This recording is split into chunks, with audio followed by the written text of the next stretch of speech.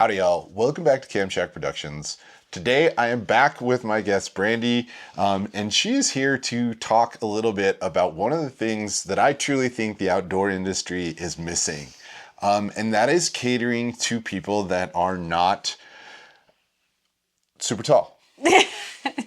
Not even normal tall. Did you see that look in her eyes right there? Not You even couldn't, normal but tall. It scared the out of me.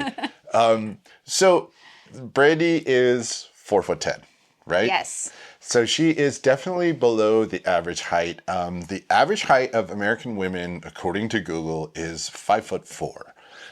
And even at that height, the outdoor industry really doesn't create a lot of gear for women that are shorter statured. Their gear is pretty much geared to 5'7" and above.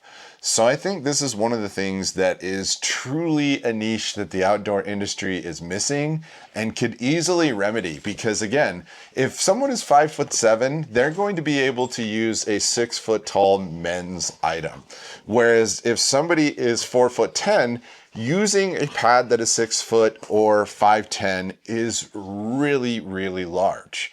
And what that will do is that will create a lot of space that Brandy in particular is not able to heat up. So, Brandy, let's talk a little bit about like sleeping bags. I know that I'm the one that finds all of the sleeping bag gear. You are. It is my goal to be able to find gear that fits Brandy and works as well as the gear that I'm able to go out and buy right off the shelf. And it is a process.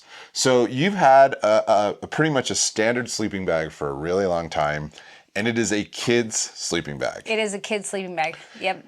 It is synthetic because they do not make a down kid's sleeping bag. No. Most kids aren't doing what I'm doing. It's very heavy as well. That bag actually weighs 2.5 pounds more than your new sleeping bag. I had no idea. Yeah, it's a big difference. And it is nice because it fits you height-wise. Would you say that it's really warm on super cold nights? No, I always have to take the underquilt. The underquilt. I have an underquilt for my hammock that Brandy has basically claimed anytime we sleep in the back of the car, camping-wise. It's so warm. It's so warm. It's massive and it wraps all around her. But on this backpacking trip that we're going to be going on, we need to go light. That. Yeah, we're going 28 miles in 5 days, averaging 5 to 8 miles a day. So we're going to need to go light, and I've been really researching a lot of gear. And I did find a sleeping bag, but it is at 5'6". That is the smallest that REI makes their women's sleeping bag. So that's still almost a foot taller than you. Well, even that though, like you said, average person is, or the average woman is 5'4", and the smallest they go is 5'6". So you would think they'd have a 5'4" bag, and like a 5 foot maybe, like 5'4" and then a 5 foot. Right. Because then a 5 foot could maybe, I don't know. I just think there's a lot of small people or smaller people like me. Well, so Brandy and I were kind of talking about this as well. And I think there's a lot of I think about rock climbers, and there are a lot of smaller statured rock climbers that are women that are badass and that are out sleeping on a ledge of El Cap for days at a time, right? And they've got to use equipment that's not really built for them. Yeah. One of the other things that I want to talk about is sleeping pads. I've got this thing stuck in there. So this is actually the pad that I purchased for Brandy for this trip, because this is the Nemo Exotherm. This is supposed to have an 8.5 R value, but the shortest that this thing comes in is 6 feet. So it's 72 inches long, 6 feet. So there is going to be 2 feet almost of additional space that your body is not going to be on top of, and I'm curious to know if it's still going to keep you warm, because these pads work by reflecting your body heat back into you and keeping it off the ground. The thing is, it's the same with sleeping bags, though, right? They end up having all that extra room that just holds cold air. It's going to be similar to that, but I always end up just making it work. Well, and I think this is just, again, one of those things where it's why isn't there one of these that's 5'4"? Even if they had that. 5'4" would be awesome, because that's only 6 inches, and that's actually a lot of room to also be able to move around and whatnot. It would be a lot less, right? Yeah. For men, they make these things that go up to 6'7". So from 6 foot to 6'7". So it just seems like there's a gap that's being missed. Same thing with packs. Right now, Brandy, you are using a North Face Kids backpack. Yes. That because we've also sized as small as it'll go. Because is the one that I have the one that we have for women, but we have it so small that it's still like your 3 or 4 red inches too backpack long. that you'll use for backpacking is a kid's backpack. Oh, okay. And the So reason you that do this the is an research for issue my gear. is sheer torso length, right? So even an extra small women's pack for you, Brandy, Oh yeah.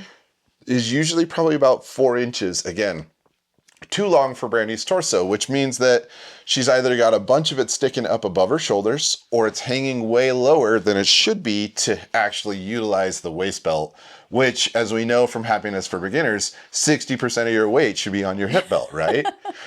So you really got to make sure that this stuff fits. And that also means that you're getting less of a quality item. Oh yeah, I blow through gear. I blow through gear because most of my gear is kid stuff, and it's not built for somebody who's actually going to go out and climb a mountain or hike miles a day or. I hear this all the time when I'm picking out gear for you, and I tell people that it's for my wife who's actually very short and small and needs smaller gear, and they're always like, well, that's so great, it's a lot less expensive, right? And I look at it as I would much rather, just like myself, buy once and cry once. I would like to get you some really nice gear that fits. Now, when it comes to some of the clothing stuff, jackets in particular, women's extra smalls or double zeros, and they do make outerwear that fits They've those. been making more outerwear that fits smaller people recently. That's what I found is like I can find better clothes for women who actually go outdoors. Right.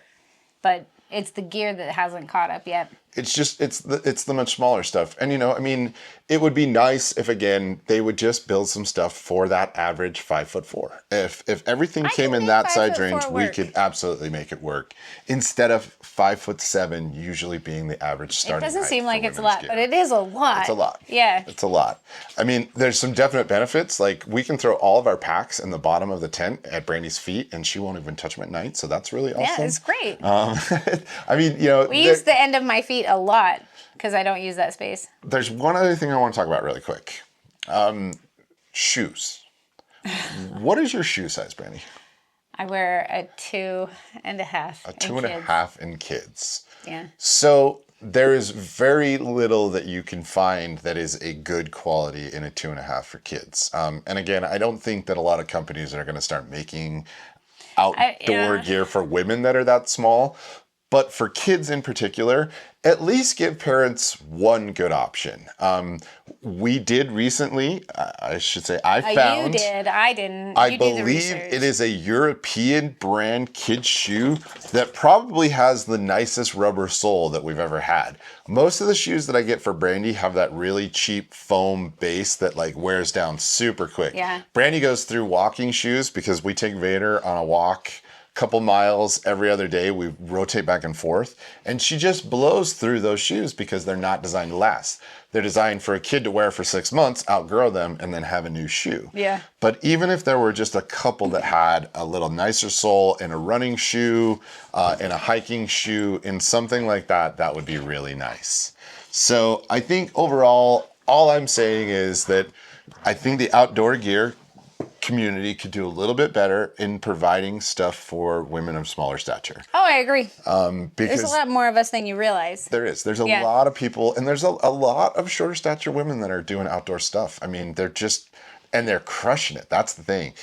Brandy is a crusher. When we go out on hikes and things, she's looking at 12 miles and getting excited about it. I'm thinking about my knees.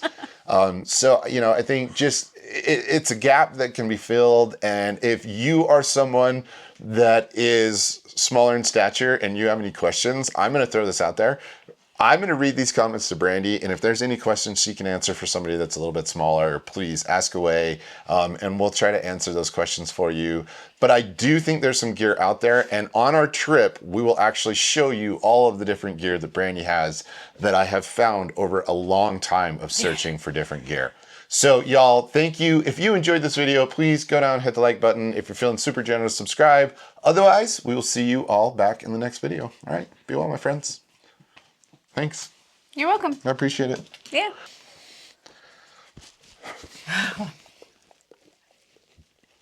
Hello. What are we doing? Why does this always happen? Okay. I got You're it. okay. I got to do the dog ASMR for the peoples. They've been asking for me to do the smells, so I'm doing the smells.